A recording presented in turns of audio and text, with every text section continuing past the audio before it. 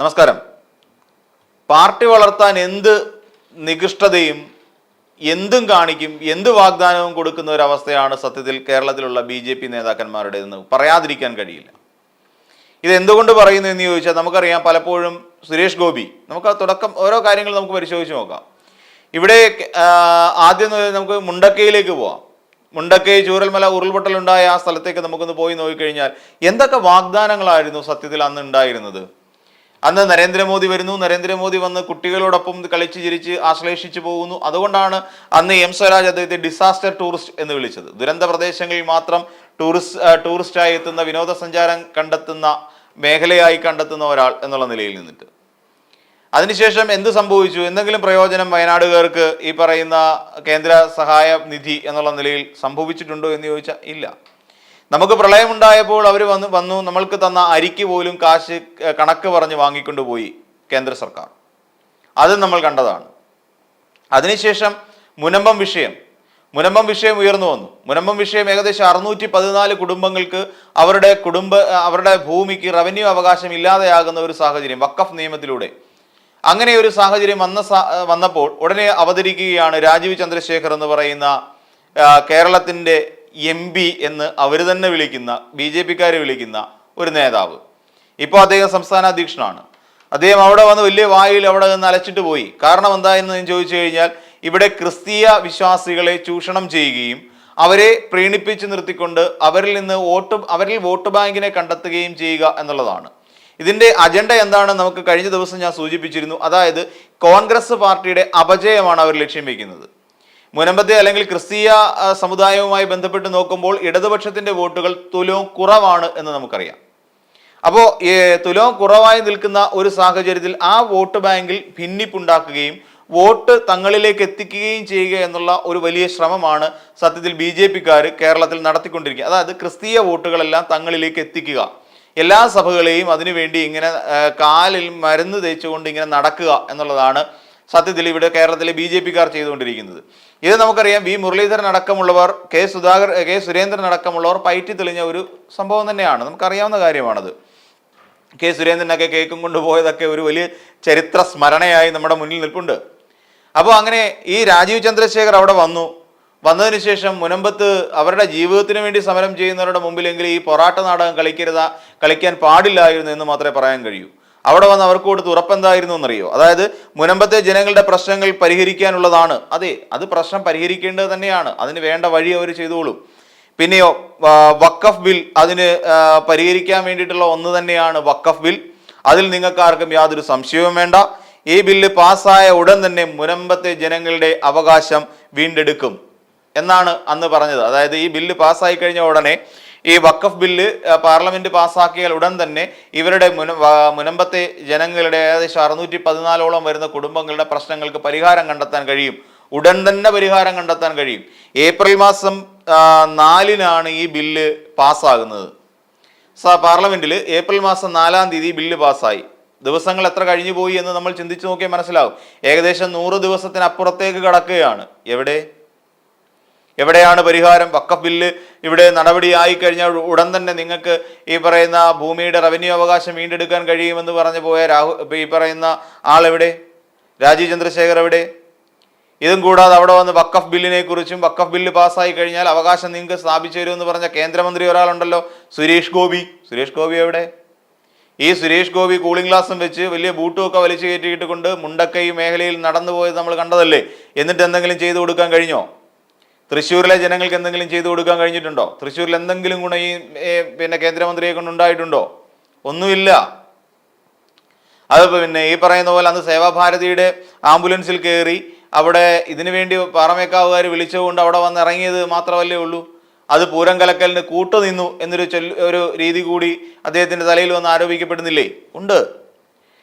എങ്ങനെയെങ്കിലും 10 വോട്ട് മേടിക്കുക, എങ്ങനെയെങ്കിലും തങ്ങളുടെ ആൾക്കാരെ വർദ്ധിപ്പിക്കുക, BJP-യിൽ അംഗത്വം കൂട്ടുക. ഇതാണ് ശരിക്കും BJP-ക്കാർ ചെയ്തുകൊണ്ടിരിക്കുന്നത് കേരളത്തിൽ. ഇത് തിരിച്ചറിയപ്പെടേണ്ടതാണ്. ഇത് ശരിക്കും ഇവിടുത്തെ ജനങ്ങൾ മനസ്സിലാക്കേണ്ട കാര്യമാണ്. ജനങ്ങളുടെ പ്രശ്നങ്ങളല്ല അവരെ സംബന്ധിച്ചിടത്തോളം വലുത്. അവർക്കിവിടെ കുറെ വോട്ട് ബാങ്കുകൾ ഉണ്ടാക്കി വെക്കുക. ഈ മുനമ്പം വിഷയത്തെ സംബന്ധിച്ച് മുനമ്പത്തെ ജനങ്ങളുടെ അടുക്ക വന്നിരുന്നുകൊണ്ട് നാടകം കളിച്ചതിന്റെ ഫലമായിട്ട് എന്ത് സംഭവിച്ചു എന്ന് ചോദിച്ചാൽ 50ഓളം വരുന്ന ആളുകൾ BJP-യിൽ അംഗത്വം എടുത്തു. 50 പേര് BJP അംഗത്വം എടുത്തു കഴിഞ്ഞു. മുനമ്പത്ത് വന്ന് ഈ പിന്നെ രാജീവ് ചന്ദ്രശേഖർ നടത്തിയ ഈ പ്രസംഗത്തിന്റെ ഫലമായിട്ട് അവരെ മണ്ടന്മാരാക്കിയില്ലേ? അവിടെ കൂടിയിരിക്കുന്ന ഈ 614ഓളം കുടുംബങ്ങളെ മണ്ടന്മാരാക്കിയില്ലേ? എന്തിനേറെ പറയാൻ ഈ രീതിയിൽ ബില്ലിന് വേണ്ടിയിട്ട് അവിടെ മെത്രാൻ സഭക്കാർ പോലും അവിടുത്തെ പുരോഹിതന്മാർ പോലും മണ്ടന്മാരായില്ലേ? ആര് കാരണം? BJPക്കാർ കാരണം. എങ്ങനെ മണ്ടന്മാരായി എന്ന് ചോദിച്ചു കഴിഞ്ഞാൽ കിരൺ റിജിജു എന്ന് പറയുന്ന കേന്ദ്രമന്ത്രി ഇവിടെ മുനമ്പത്തേക്ക് വരുന്നു, സന്ദർശനം നടത്തുന്നു, വലിയ ആവേശോജ്വലമായ സ്വീകരണമാണ് കൊടുത്തത്. റിജിജു ഏറ്റവും അവസാനം പറഞ്ഞ എന്താ? ഇത് നിങ്ങൾ സുപ്രീം കോടതിയിൽ പോയാൽ മാത്രമേ ഇതിന്റെ ഫലം കിട്ടുകയുള്ളൂ, നിയമപരമായി മുന്നോട്ട് പോകേണ്ട കേസാണിത്. വഖഫ് ബില്ല് പാസ്സായി കഴിഞ്ഞാൽ അതിൽ നിങ്ങൾക്ക് നീതി ലഭിക്കാൻ പോകുന്നില്ല എന്ന് കിരൺ റിജിജു വളരെ വ്യക്തമായി പറഞ്ഞില്ലേ? നിങ്ങൾ സുപ്രീം കോടതിയെ സമീപിക്കേണ്ടി വരും. അപ്പോൾ അതായത് ഇവർ ഈ വഖഫ് ബില്ല് ഭേദഗതി വരുത്തിയെങ്കിൽ പോലും ഈ ഭേദഗതിക്ക് മുൻകാല പ്രാബല്യമില്ലത്രേ. പെട്ടില്ലേ? പെട്ടോ ഇല്ലയോ? അവർ പെട്ടു, സാധാരണക്കാർ പെട്ടു. 614 പേര് അവിടെ പെട്ടു. ഇതിന്റെ ഭാഗമായിട്ട് അതായത് ഈ ബില്ല് വന്നു കഴിഞ്ഞാൽ ഇവിടെ വഖഫിലുള്ള മുനമ്പത്തുള്ള എല്ലാവരും കുടുംബാംഗങ്ങളുടെയും അല്ലെ കുടുംബത്തിന്റെയും ഈ റവന്യൂ അവകാശം വീണ്ടെടുക്കാൻ കഴിയും. അതിനുവേണ്ടി ബില്ലിനെ നിങ്ങൾ പരമാവധി സപ്പോർട്ട് ചെയ്യണം, അനുകൂലിക്കണം എന്ന് ഈ പറയുന്ന മെത്രാൻ സഭക്കാരെല്ലാം കൂടെ ചേർന്നിട്ട് ഈ പറയുന്ന ഈ കേരളത്തിൽ നിന്ന് പോയ MP-മാരെ സമ്മർദ്ദം ചെലുത്തിയില്ലേ? ചെലുത്തി. അത് സംഭവിച്ചു. ആരുടെ വാക്ക് കേട്ടുകൊണ്ട്? ഈ രാജീവ് ചന്ദ്രശേഖറിന്റെ വാക്ക് കേട്ടുകൊണ്ട്. അപ്പോൾ ഒന്ന് ആലോചിച്ച് നോക്കിക്കഴിഞ്ഞാൽ അവിടെ ഈ പറയുന്ന 614 കുടുംബാംഗങ്ങളെയും അവര് എന്ത് ചെയ്തു? അവര് പച്ചയ്ക്ക് മണ്ടന്മാരാക്കി. അവരുടെ പാർട്ടി മാറിപ്പോയ 50 പേരെയും അവർ മണ്ടന്മാരാക്കി. അതായത് ഈ പറയുന്ന BJP എന്ന് പറയുന്ന നേതൃത്വം, അത് സംസ്ഥാന നേതൃത്വത്തിന്റെ ഒരു അവസ്ഥ എന്ന് പറഞ്ഞാൽ വാഗ്ദാനങ്ങൾ ഇങ്ങനെ വാരിക്കോരി കൊടുക്കും. സുരേഷ് ഗോപിയുടെ അവസ്ഥ നമുക്കറിയാലോ, വാഗ്ദാനങ്ങൾ ഇങ്ങനെ വാരിക്കോരി കൊടുക്കും. ഇവിടെ എയിംസ് വരും. എവിടെ എയിംസ്? എവിടെയാണ് എയിംസ് വന്നത്? പിന്നെ സുരേഷ് ഗോപി എന്ന് പറഞ്ഞു തരണം. എയിംസ് വരാനുള്ള സ്ഥലമെങ്കിലും സുരേഷ് ഗോപി എന്ന് കാണിച്ചു. അതെ ഇവിടെ ഇപ്പൊ തറക്കല്ലിടാൻ പോകുന്നു എന്തെങ്കിലും പറഞ്ഞുക. ടൂറിസം സർക്കിൾ, എവിടെയാണ് ടൂറിസം സർക്കിൾ ഉണ്ടാക്കി വെച്ചിരിക്കുന്നത്? എവിടെയാണ് സർക്കിൾ? ഇവിടെ നമുക്കറിയാം ഇവര് പറയുന്ന വാഗ്ദാനങ്ങൾ നമുക്കറിയാം. ഇവിടെ 50 രൂപ പെട്രോളിന് കിട്ടിയാൽ എന്താ നിങ്ങൾക്ക് ബുദ്ധിമുട്ടുണ്ടോ എന്ന് ചോദിച്ച ഒരു സംസ്ഥാന അധ്യക്ഷൻ ഉണ്ടായിരുന്നു നമുക്ക്, കെ സുരേന്ദ്രൻ. 50 രൂപ പെട്രോളിനായി കഴിയുമ്പോൾ നിങ്ങൾക്ക് എന്തെങ്കിലും ബുദ്ധിമുട്ടുണ്ടോ എന്ന് ചോദിച്ചാണ്. അയ്യോ ഞങ്ങൾക്കൊരു ബുദ്ധിമുട്ടും ഇല്ലേ, പക്ഷെ 50 രൂപയ്ക്ക് പെട്രോൾ കിട്ടും, 1/2 ലിറ്റർ പോലും കിട്ടില്ല എന്ന് മാത്രം. 1/2 ലിറ്റർ പോലും കിട്ടത്തില്ല. കാര്യം അത്രത്തോളം മാറിക്കഴിഞ്ഞിരിക്കുന്നു. അത്രത്തോളം വലിയ പിന്നെ വാഗ്ദാനങ്ങളാണ് തരുന്നത്. ഈ കെ സുരേന്ദ്രൻ തന്നെ ഇവിടെ വന്നിരുന്നുകൊണ്ട് പറഞ്ഞ 35 സീറ്റുകൾക്ക് പുറത്ത് BJP ഇവിടെ പിടിക്കും, കേരളം ആര് ഭരിക്കണമെന്ന് തീരുമാനിക്കും എന്ന് കഴിഞ്ഞ 2021 തെരഞ്ഞെടുപ്പിൽ പറഞ്ഞിട്ട് പോയ ഒരാളാണ്. എന്നിട്ട് എന്ത് കടന്നു? ഇവിടുത്തെ രാജ്യത്തെ കള്ളപ്പണം മുഴുവൻ ഇല്ലാതാക്കാൻ വേണ്ടി ഡീമോണിറ്റൈസേഷൻ കൊണ്ടുവന്നവരാണ് ഈ കേന്ദ്ര സർക്കാർ. അതിന്റെ പൊള്ളത്തരം നമ്മൾ ആലോചിച്ച് നോക്കിയേ. 2000 രൂപയുടെ നോട്ട് അടിച്ചിറക്കിയപ്പോൾ അതിനകത്ത് ചിപ്പ് ഉണ്ടെന്നാ പറഞ്ഞത്. എവിടെ കൊണ്ട് ഒളിപ്പിച്ചു വെച്ചാലും കണ്ടുപിടിക്കും. കാര്യം എന്താ? കള്ളപ്പണ വേട്ട. ആ കാലഘട്ടത്തിൽ പിടിച്ച കള്ളപ്പണം എല്ലാം 2000 നോട്ടുകളിലായിരുന്നു. എല്ലാം 2000 നോട്ട്. ഒരു സമയത്ത് ATM-ൽ കയറി നമുക്കൊരു 100 രൂപ മാത്രം അക്കൗണ്ടിൽ ബാലൻസ് ഉള്ള ഒരു സാധാരണക്കാരൻ അക്കൗണ്ടിൽ ATM-ൽ കയറി 1 രൂപ എടുക്കാൻ പറ്റാത്ത അവസ്ഥയായില്ലേ? കാര്യം 2000 നോട്ട് മാത്രമേ ഉള്ളൂ എല്ലായിടത്തും. പക്ഷേ ഈ 2000 നോട്ട് പലരും കീറി മുറിച്ച് അളന്ന് പറിച്ച് നോക്കിയിട്ടും അതിനകത്ത് നിന്നൊരു ചിപ്പും കണ്ടെത്താൻ കഴിഞ്ഞിട്ടില്ല. ചിപ്പ് പോയിട്ട് ചീപ്പ് പോലും അതിനകത്തില്ലായിരുന്നു. അപ്പൊ അതൊരു വലിയ വാഗ്ദാനമല്ലായിരുന്നു. എന്നിട്ട് എവിടെയാണ് കള്ളപ്പണം ഇവിടെ നിരോധിക്കപ്പെട്ടത്? ഇപ്പോഴും കള്ളപ്പണം കൊണ്ടു കിടക്കുന്നവരുണ്ടല്ലോ ഇവിടെ നാട്ടിൽ. എന്നിട്ട് ഏറ്റവും അവസാനം ഈ 2000 രൂപയുടെ നോട്ട് നിരോധിച്ചു. ഏറ്റവും വലിയ പിന്നെ ഡിനോമിനേഷൻ 500 ആക്കി മാറ്റി. ഓക്കെ, അത് കുഴപ്പമില്ല, കുറച്ചുകൂടെ സേഫ് ആയിട്ടുള്ള കാര്യമാണെന്ന് പറയാം. അല്ലാതെ ഇവിടെ ഈ പറയുന്ന വാഗ്ദാനങ്ങൾ എവിടെ പാലിക്കപ്പെട്ടു? ഇവിടെ നമ്മൾ പെട്രോളിന് 50 രൂപയ്ക്ക് പെട്രോൾ അടിച്ചുകൊണ്ടിരുന്ന 1 ലിറ്റർ അടിച്ചുകൊണ്ടിരുന്ന നമ്മളുടെ ഇന്നത്തെ അവസ്ഥ എത്ര ലിറ്ററാണ് നമുക്ക് പിന്നെ 50 രൂപയ്ക്ക് കിട്ടുക? നമ്മൾ ആലോചിച്ച് നോക്ക്. ഇങ്ങനെയൊക്കെ ഈ പൊള്ളയായ കുറെ വാഗ്ദാനങ്ങൾ മാത്രമാണ് ശരിക്കും പറഞ്ഞു കഴിഞ്ഞാൽ ആകെപ്പാടുള്ള UPI വന്നു എന്ന് മാത്രമാണ്. UPIയുടെ ഇടപാടുകൾ വർദ്ധിച്ചു എന്ന് മാത്രമാണ്. അതും വലിയ സാധാരണക്കാരനെ സംബന്ധിച്ചുള്ള അത് വലിയ കഷ്ടപ്പാട് തന്നെയാണ്. കൈ കാശ് ഇരിക്കുന്ന അറിയത്തില്ല, അത് വേറെ സത്യാവസ്ഥയാണ്. കയ്യിൽ നിന്ന് കാശ് പോകുന്നതിനും കണക്കില്ലാത്തൊരവസ്ഥ വരുന്നു. അപ്പം അതൊരു കാര്യം, അത് കുറച്ചുകൂടെ ഡിജിറ്റലൈസ് ചെയ്തു, അതൊരു നല്ല കാര്യം തന്നെയാണ്. പക്ഷെ അല്ലാതെ സാധാരണക്കാർക്ക് വേണ്ടിയിട്ട് ഇവിടെ എന്ത് ഗുണകരമായ വാഗ്ദാനം പാലിക്കപ്പെട്ടു? അതിൻ്റെ ഒടുവിലത്തെ ഉദാഹരണമാണ് മുനമ്പത്ത് സംഭവിച്ചത്. മുനമ്പത്തുണ്ടായിരിക്കുന്ന ഏറ്റവും ഒടുവിലത്തെ ഉദാഹരണമാണ്. അവരെല്ലാം പച്ചയ്ക്ക് പറഞ്ഞു പറ്റിച്ചുകൊണ്ട് ഞങ്ങൾ അവരിലെ വോട്ട് ബാങ്കുകളാക്കി മാറ്റുക, അതിനു വേണ്ടി മാത്രമാണ് ഇവർ ശ്രമിച്ചുകൊണ്ടിരിക്കുന്നത്. അല്ല വേറെന്തിനാണ്? ക്രിസ്തീയ സഭക്കാരെ എല്ലാം കൂടെ ഉന്നമനത്തിലേക്ക് നയിക്കുന്നതിന് വേണ്ടിയിട്ടാണോ? ഒരിക്കലുമല്ല. കേരളത്തിലെ കോൺഗ്രസിനെ തകർക്കണമെങ്കിൽ, അല്ലെങ്കിൽ കോൺഗ്രസിന്റെ സ്ഥാനത്തേക്ക് BJPക്ക് എൻട്രി ചെയ്യണമെങ്കിൽ, കയറി വരണമെന്നുണ്ടെങ്കിൽ ഈ പറയുന്ന ക്രൈസ്തവ സഭക്കാരുടെ വോട്ടുകൾ ഭിന്നിക്കണം. അതിനുവേണ്ടി അവരുടെ മേലെ ഒരു ആധിപത്യം സ്ഥാപിച്ചെടുക്കണം.